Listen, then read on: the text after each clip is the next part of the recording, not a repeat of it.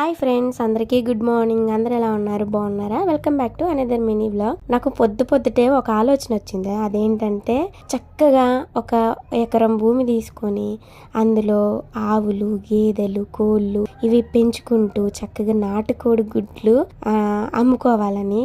ఈ ఐడియా ఎలా ఉంది? బాగుంది కదా. దీనికి మస్తు బడ్జెట్ అవుతుంది.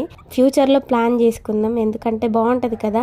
మన సొంత పాలు ఉంటాయి, అలాగే నాటుకోడి గుడ్లు కూడా మంచిగా దొరుకుతూ ఉంటాయి. మీకు ఎవరికైనా అంటే ఫైనాన్షియల్గా సపోర్ట్ ఉండి ఏదైనా బిజినెస్ చేయాలి అని అనుకుంటే ఈ ఫార్మింగ్ అయితే చేయండి, మస్తు యూజ్ ఉంటుంది.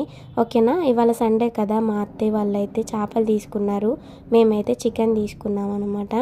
చేపలు 150 రూపాయలంట, 4-5 ముక్కలే వచ్చాయి.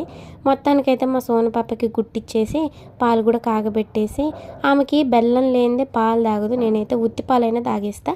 ఓకే ఫ్రెండ్స్, ఈ వీడియో అయితే బాయ్. ఐడియా ఎలా ఉందో కామెంట్